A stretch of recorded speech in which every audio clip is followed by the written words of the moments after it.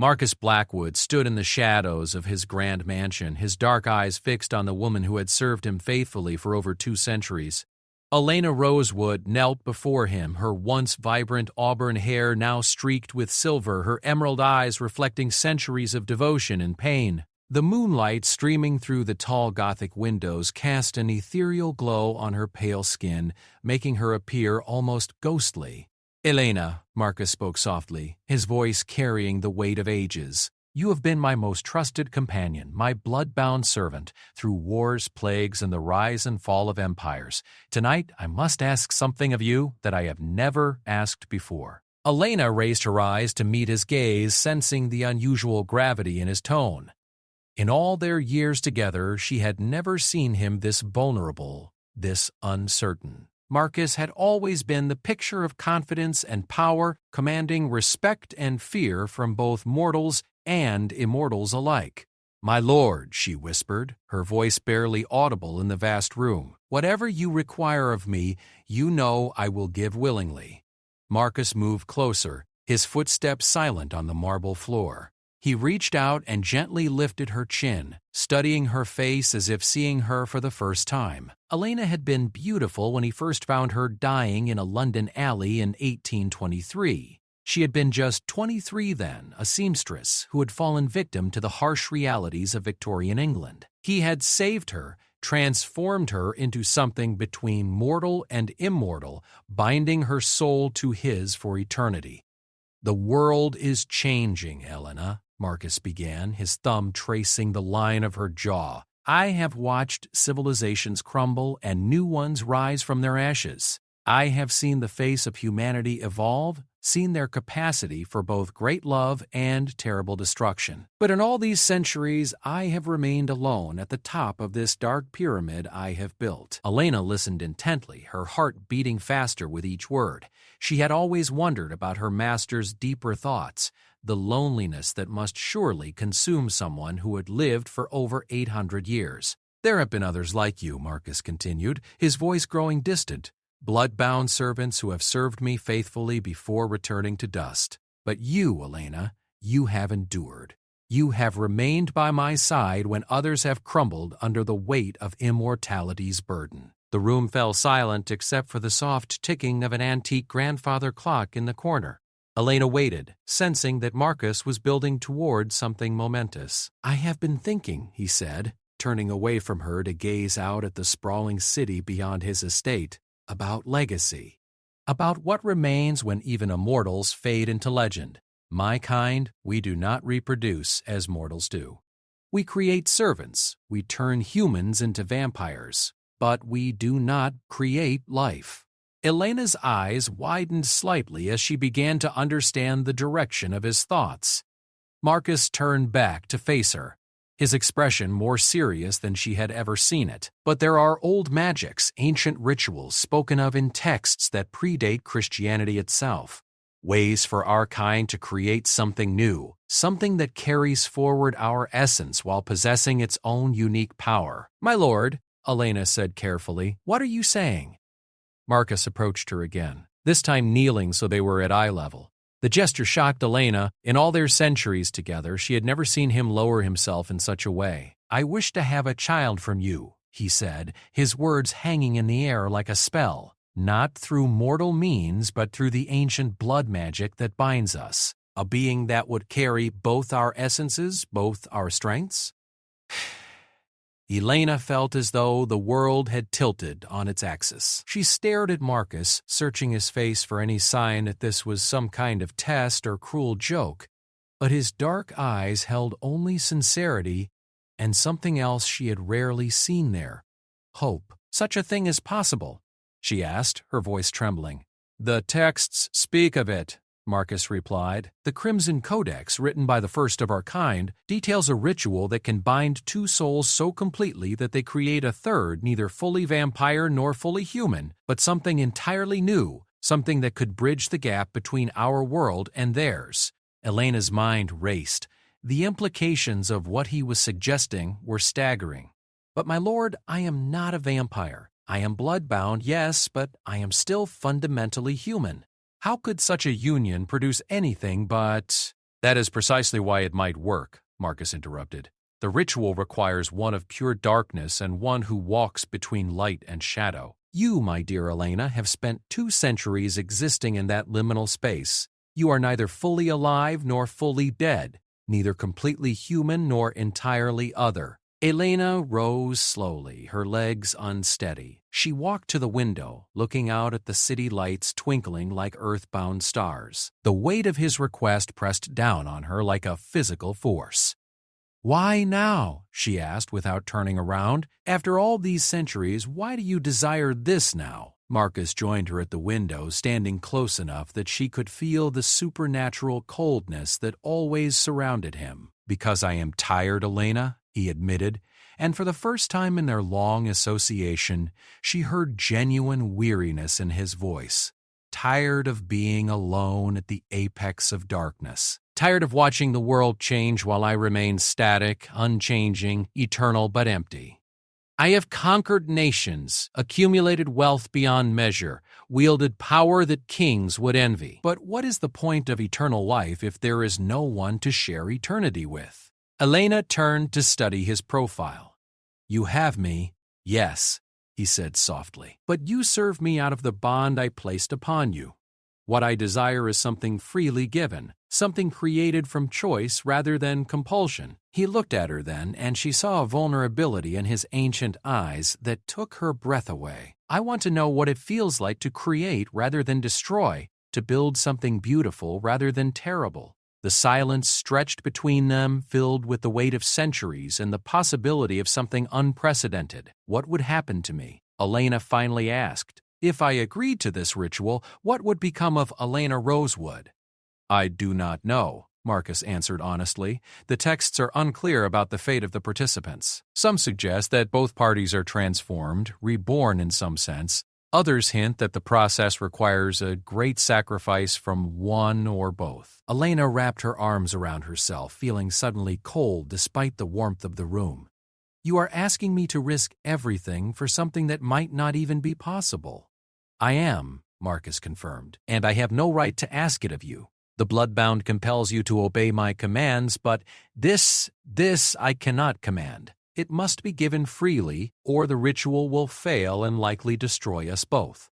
Elena walked back to the center of the room, her mind churning. She thought of her mortal life, cut short by poverty and disease. She thought of the centuries she had spent in service to this man, this creature who had saved her from death but bound her to something that was not quite life. She had seen him at his most ruthless, had witnessed acts of cruelty that would haunt her dreams if she still had normal dreams. But she had also seen his moments of unexpected kindness, his protection of those he deemed worthy, his genuine struggle with the monster he had become. "How long do I have to decide?" she asked. "The ritual can only be performed during the new moon when the barrier between worlds is thinnest," Marcus replied. "The next new moon is in 7 days." Elena nodded, her decision already forming in her heart, though her mind still reeled with questions and fears. "There is something else you should know," Marcus said, his tone becoming even more serious if such a thing were possible. "Others of my kind have learned of my interest in the old magics. Some see it as heresy, a violation of the natural order. If we proceed with this, we will likely face opposition from those who believe vampires should remain pure, untainted by human elements." "Opposition?" Elena repeated. "You mean they would try to stop us?" "They would try to kill us both," Marcus said bluntly. "And if we succeed in creating this child, they will certainly try to destroy it as well." Elena felt a chill that had nothing to do with Marcus's supernatural presence. Then why risk it? Why not simply continue as we have? Marcus moved to an ornate desk near the fireplace and retrieved an ancient leather-bound tome. The book looked impossibly old, its pages yellowed with age and its binding cracked but still intact. "Because," he said, opening the book to a page filled with strange symbols and archaic text, "according to this, such a child would possess abilities that neither vampire nor human could match. The power to walk in sunlight without burning, to touch blessed objects without harm, to see and interact with spirits, to heal with a touch, and to command both the living and the undead." Elena stared at the page, unable to read the ancient script, but feeling an odd resonance with the symbols, as if they spoke to something deep within her bloodbound nature. "A bridge between worlds," she murmured. "Exactly," Marcus confirmed. "Someone who could potentially unite the supernatural and natural worlds, or at least create understanding between them. Think of what such a being could accomplish, Elena. The wars that could be prevented, the lives that could be saved, the balance that could be restored." Elena closed her eyes, feeling the weight of destiny pressing down on her shoulders. When she opened them again, Marcus was watching her with an expression she had never seen before, not the commanding gaze of a master, but the hopeful look of a man asking for something precious. 7 days, she said quietly. 7 days, he confirmed. As Elena retired to her chambers that night, her mind was far from rest. She sat by her window, looking out at the stars and contemplating a choice that would determine not just her fate, but potentially the fate of both the mortal and immortal worlds. In her heart, she already knew what her answer would be, but the magnitude of what lay ahead filled her with both terror and a strange, unexpected joy. For the first time in 2 centuries, she would make a choice not as a blood-bound servant, but as a woman in love with the darkness that had both damned and saved her. The Bloodbound Secret, Second Part E. Elena spent the following days in a state of constant contemplation. She walked through the vast gardens of Marcus's estate, her fingers trailing along the roses that bloomed only at night, sustained by the same dark magic that kept her eternally young. Each step brought her closer to a decision that would change everything, and with each passing hour she felt the weight of centuries shifting around her. On the 3rd day, she sought out Father Alessandro, an old priest who served as the estate's chaplain. Marcus kept him around, not out of faith, but because the man possessed knowledge of ancient rituals and served as a bridge between the sacred and profane worlds that Marcus often needed to navigate. The priest was one of the few mortals who knew the true nature of the estate's master and had long ago made peace with serving something beyond human understanding. "Father," Elena said, finding him in the small chapel Marcus had built at the far end of the estate, "I need to speak with you about something." The elderly priest looked up from his prayers, his kind eyes studying her face with the wisdom of someone who had seen too much in his 70 years of life. More troubled than usual, Alenea took a seat in one of the wooden pews, her hands clasped tightly in her lap. "Father, do you believe it is possible for something good to come from darkness? I have seen miracles born from the deepest despair, and I have seen evil flourish in places that should have been sanctuaries. Good and evil are not always as clearly defined as we might wish them to be. But what of creation?" Elena pressed. "Can 2 beings touched by darkness create something that might bring light to the world?" The priest was quiet for a long moment, his weathered hands folded in contemplation. "You speak of your master's proposal." Elena's eyes widened in surprise. "You know?" "Marcus came to me yesterday," Father Alessandro admitted. "He wanted to understand the spiritual implications of what he is considering. It is not often that creatures like him seek counsel from men like me." "And what did you tell him?" "I told him that the greatest miracles often come from the most unexpected unions," the priest said gently. "Look at the story of Christ himself, born from the union of divine and mortal, bringing hope to a world that had forgotten how to believe in redemption." Elena felt tears prick at her eyes, though she had not cried in decades. "But I am not divine, Father. I am something caught between life and death, neither fully human nor anything else. And perhaps that is exactly what makes you perfect for this," Father Alessandro replied. "You understand both worlds in a way that neither a pure mortal nor a pure immortal could. You have walked in shadow but retained your capacity for love, for sacrifice, for hope." "The others will come for us," Elena said quietly. "Marcus warned me that his kind will see this as an abomination." "Then you must be prepared to protect what you create," the priest said firmly. "Evil fears nothing more than the possibility of its own redemption.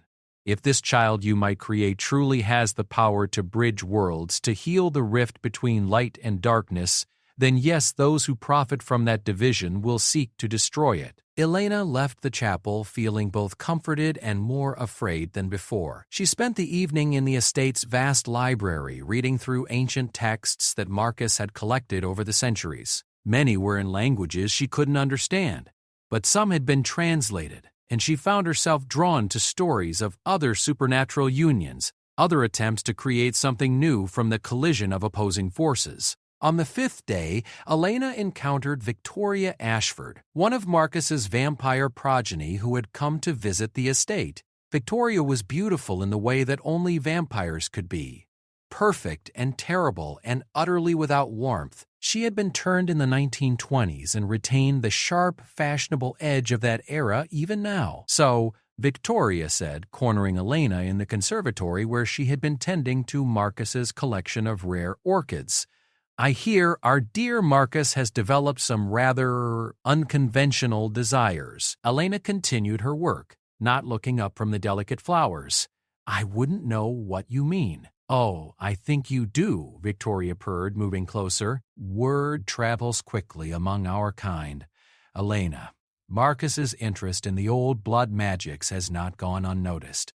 There are those who are concerned." "Concerned about what?" Elena asked, finally meeting Victoria's cold gaze. "About the implications of what he's planning," Victoria replied. "About what it might mean for the natural order of things. Vampires and humans exist in a carefully balanced ecosystem, my dear.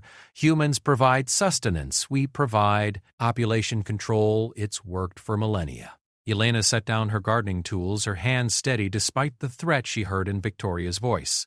And creating some hybrid abomination threatens that balance," Victoria said, her beautiful face twisting with disgust. "What happens when there are creatures that can walk in both worlds freely? What happens to the fear that keeps humans in line? What happens to the respect that keeps vampires at the top of the food chain?" "Perhaps the world would become a better place," Elena suggested quietly. Victoria laughed, the sound like breaking glass. "Oh, my sweet, naive little bloodbound, you still think like a human. You still believe in fairy tale endings and redemption for monsters." She leaned in closer, her voice dropping to a whisper. "Let me tell you what will happen if you go through with this foolishness. The Council of Ancients will declare Marcus a heretic and sentence him to final death. They will order every vampire in existence to hunt you and whatever monstrosity you might create. There will be no place in any world where you will be safe." Elena felt ice in her veins, but she kept her voice steady. "Are you threatening me, Victoria?" "I'm warning you," Victoria replied, "because despite everything, I have some fondness for Marcus. He created me, after all. But my loyalty to him has limits, and those limits end at actions that threaten our entire species."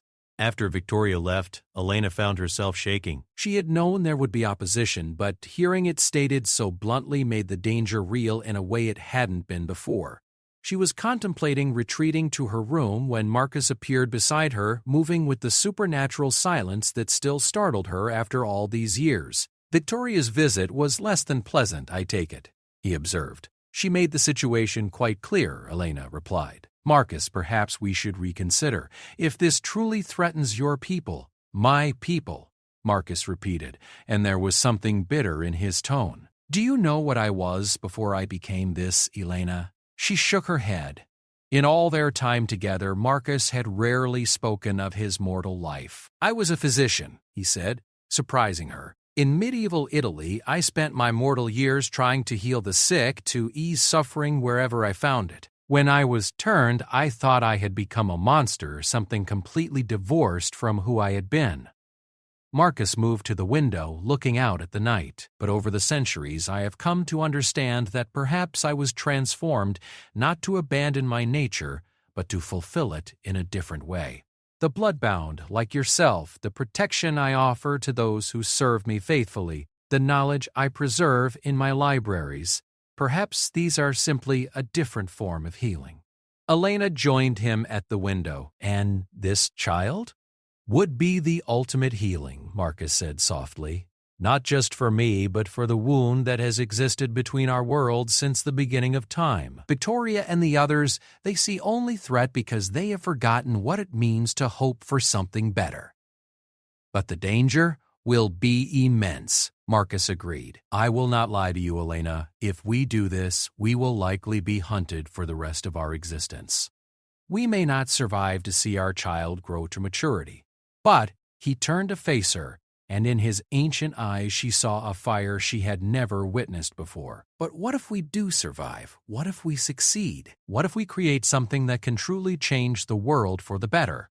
Elena studied his face, seeing not the powerful vampire lord who commanded fear and respect across the supernatural world, but the man he had once been, the physician who had dedicated his mortal life to healing others. "You've already decided, haven't you?" she asked. "Regardless of my answer, you've already decided that this is what you want to do." "No," Marcus said firmly. "I have decided what I hope to do, but only if you choose to do it with me. Elena, in all these centuries, I have never asked anything of you that I did not have the right to command through our blood-bound connection. This is the first time I have ever truly needed you to choose." The weight of his words settled around them like a blanket. Elena realized that this was more than just about creating a child. This was about Marcus finally asking her to be his partner rather than his servant, to stand beside him as an equal rather than kneel before him in submission. "There's something else," Marcus said, his voice becoming even more serious. "The ritual, it requires complete trust between the participants. Any doubt, any reservation, any holding back, and the magic will fail catastrophically. It would likely destroy us both and ensure that nothing good ever comes from our sacrifice." Complete trust, Elena repeated. "Complete trust," Marcus confirmed. "You would need to open your soul to me in ways that go beyond even our blood-bound connection, and I would need to do the same for you. No secrets, no walls, no protection, total vulnerability." Elena felt her breath catch. The idea terrified her more than any physical danger they might face. To be completely open to Marcus, to let him see every corner of her heart and soul, to know him in return without any of the barriers that had defined their relationship for 2 centuries. "I need to know," she said quietly. "If we do this, if we create this child and somehow survive the consequences, what then? What would our relationship be?" Marcus was quiet for so long that Elena began to think he wouldn't answer. When he finally spoke, his voice was barely above a whisper. "I don't know," he admitted. "I know only that I am tired of being your master and your distant, untouchable lord. I want to know what it would be like to be something more. A partner. A husband, if such terms have meaning for creatures like us." Elena's heart stopped beating for several seconds. In all her wildest dreams, she had never imagined hearing such words from him. "You love me," she said, and it was not a question. "I have loved you for longer than I cared to admit," Marcus replied. "But I never believed I had the right to speak of it, not when you were bound to me by magic rather than choice." Elena moved closer to him, reaching up to touch his face with hands that trembled slightly. "And if I told you that the blood-bound connection has not compelled my loyalty for over a century, that I have stayed by your choice, not by magic?" Marcus stared at her in shock. "What?" "The blood-bound weakens over time if the servant truly desires freedom," Elena explained. "I learned that from one of your books decades ago. I could have walked away at any time in the last 100 years, Marcus. I stayed because I wanted to stay, because somewhere along the way, the master I was bound to serve became the man I chose to love." The silence that followed was profound, filled with the weight of revelations and possibilities neither had dared to voice before. "Tomorrow is the new moon," Marcus said finally. "Tomorrow is the new moon," Elena agreed. "And your answer?" Elena took a deep breath, feeling as though she stood at the edge of a precipice. Behind her lay the familiar path of servitude and hidden love, safe but ultimately empty. Before her lay unknown territory filled with danger and possibility in equal measure. "Yes," she said, her voice growing stronger with each word. "Yes, I will do this with you. I will risk everything for the chance to create something beautiful with the man I love." Marcus's eyes blazed with an emotion too complex to name. He pulled her into his arms, and for the first time in their centuries together, his embrace held not the possessive claim of a master over his servant, but the desperate gratitude of a man who had been offered something precious beyond measure. "Then tomorrow night," he whispered against her hair, "we change everything." The Bloodbound Secret, third part. The night of the new moon arrived wrapped in an unusual stillness. Even the nocturnal creatures that typically filled Marcus's estate with their sounds had fallen silent, as if the very air itself held its breath in anticipation of what was to come. Elena stood before her mirror, hardly recognizing the woman who stared back at her. Gone was the subservient, blood-bound servant. In her place stood someone who looked almost mortal in her nervousness and very much immortal in her determination. Marcus had spent the day preparing the ritual chamber, a hidden room deep beneath the estate that Elena had never seen before. When she descended the stone steps that evening, she gasped at what awaited her. The circular chamber was carved from black marble, its walls inscribed with symbols that seemed to move and shift in the candlelight.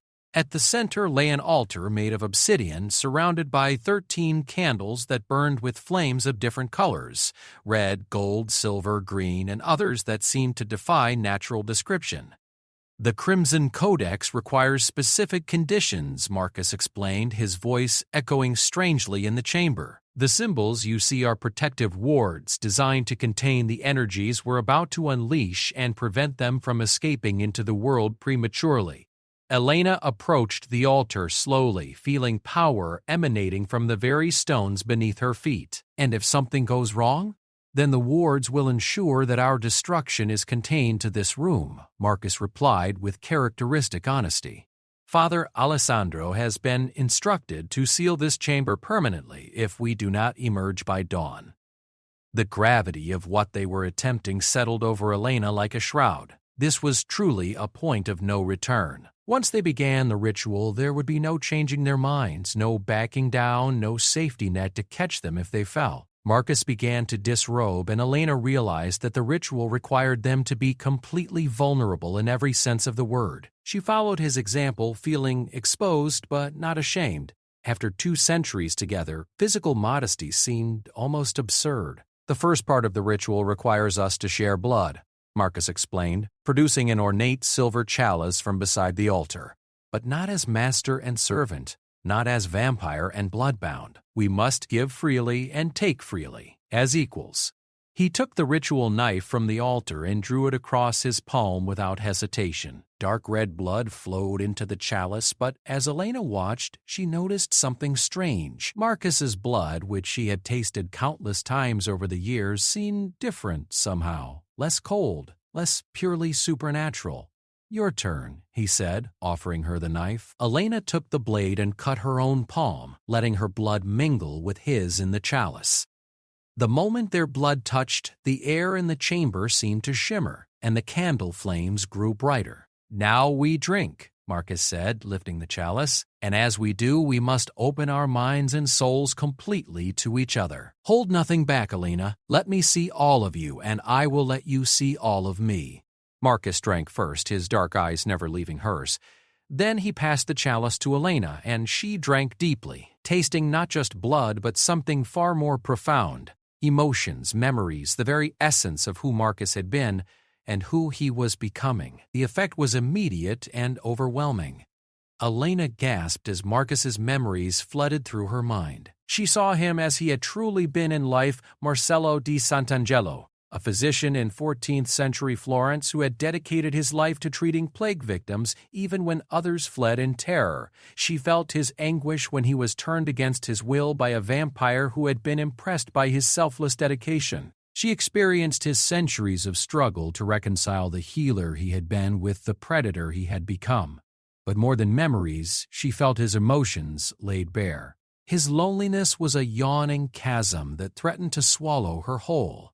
His love for her was a blazing sun that had been hidden behind centuries of careful control. His hope for their future was fragile but fierce, like a candle flame in a hurricane. At the same time, she felt Marcus experiencing her own memories and emotions. Her mortal life as Elizabeth Rosewood, a seamstress's daughter who had dreamed of something greater than poverty and servitude. Her gratitude when he had saved her. Her slow transformation from fearful servant to devoted companion, and finally to a woman deeply in love with the darkness that had claimed them both. The second part, Marcus said, his voice strained with the effort of maintaining the connection while continuing the ritual, requires us to lie upon the altar together and speak the words that will bind our essences into something new. They climbed onto the obsidian altar, lying side by side with their hands clasped over their hearts. Marcus began to speak in a language so ancient that Elena had never heard it before, yet somehow she understood every word. The incantation spoke of union beyond flesh, of souls merging and splitting to create something unprecedented, of love so pure that it could transcend the boundaries between life and death. As the words flowed from Marcus's lips, Elena felt changes beginning deep within her body. Her skin grew warm for the first time in centuries, and she could swear she felt a heartbeat that was not her own echoing in her chest. The candlelight around them began to swirl, forming patterns that her eyes could barely follow.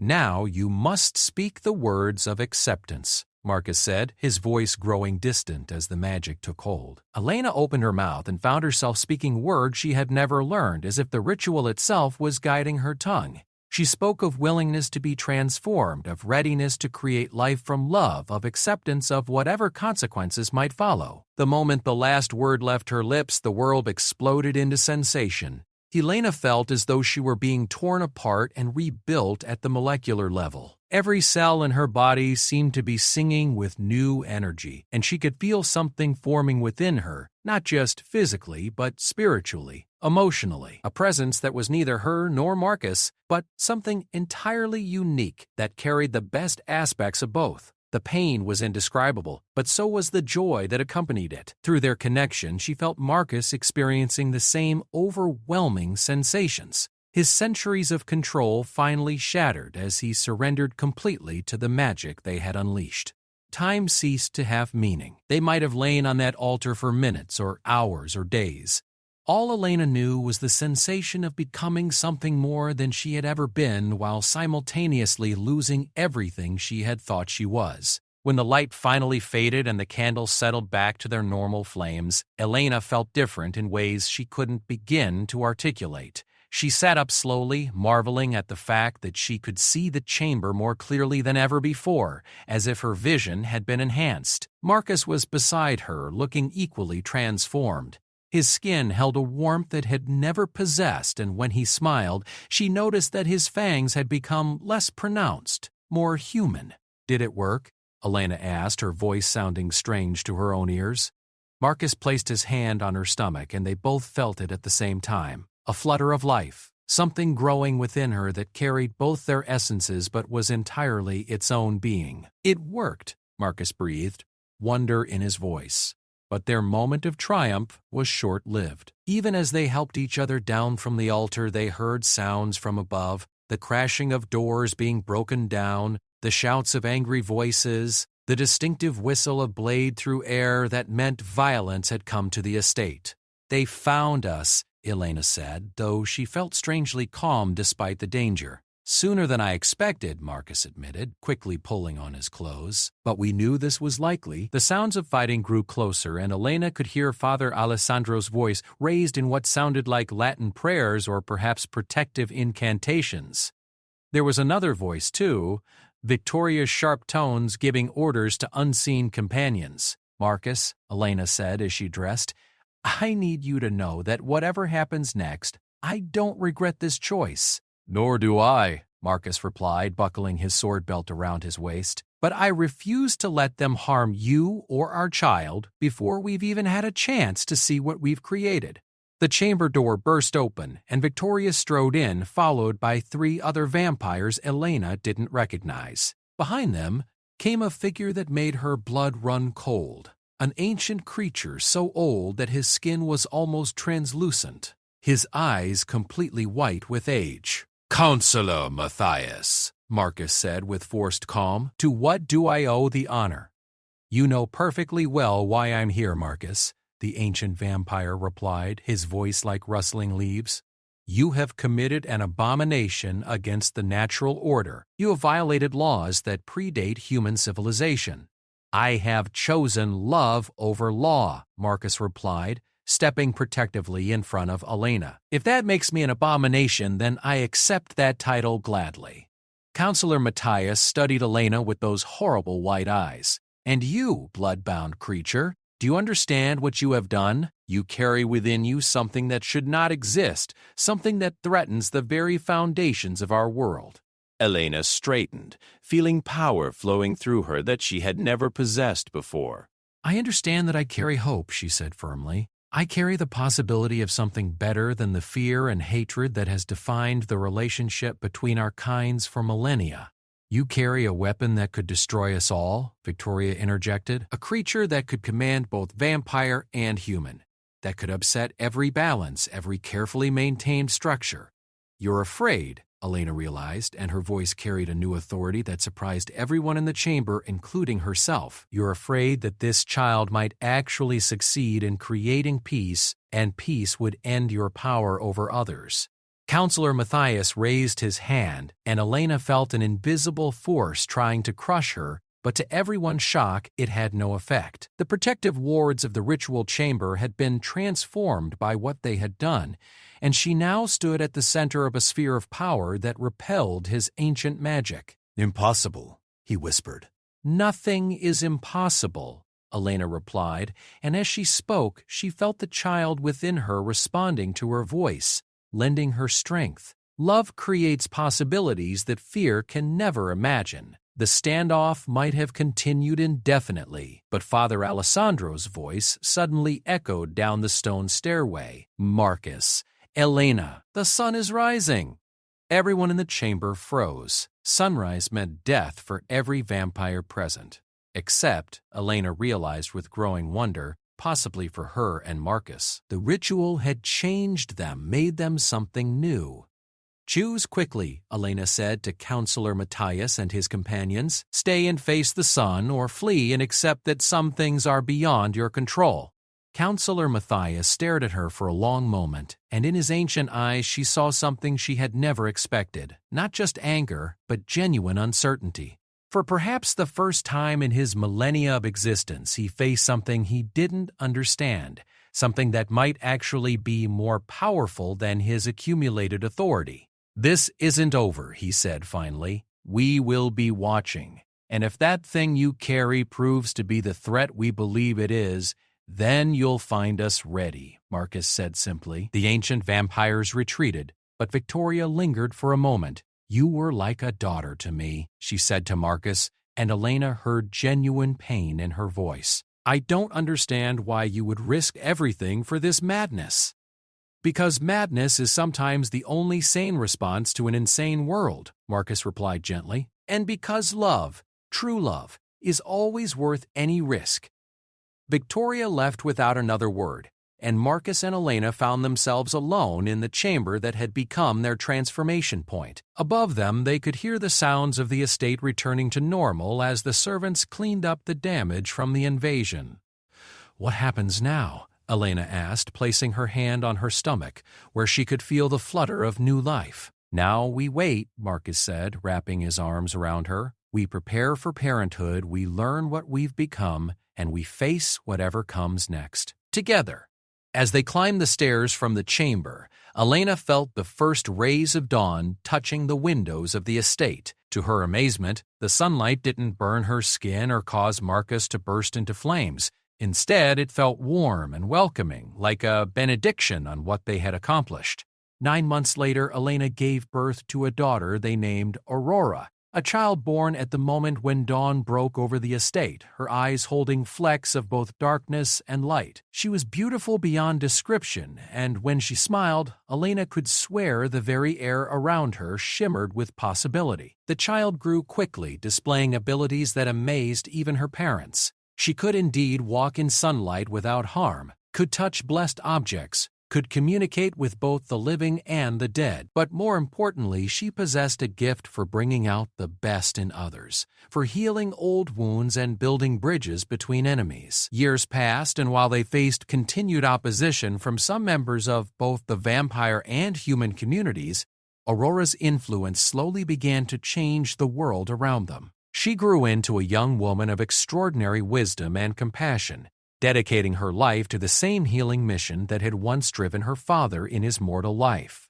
Elena often thought back to that night when Marcus had asked her to give him a child. She had expected sacrifice, had prepared for loss, had resigned herself to possible destruction. Instead, she had found transformation beyond her wildest dreams. She had become not just a mother, but a partner in creating something that truly did make the world a better place. And Marcus, the lonely vampire lord who had spent centuries believing he was irredeemable, discovered that sometimes the greatest monsters are capable of the greatest love, and that love, when it is pure and freely given, can indeed create miracles. Their story became legend in both worlds. The tale of a vampire and his bloodbound who dared to dream of something better and loved each other enough to make that dream reality. And though challenges continued to arise, their daughter Aurora stood as living proof that even the darkest circumstances can give birth to the brightest hope. "I wish to have a child from you,"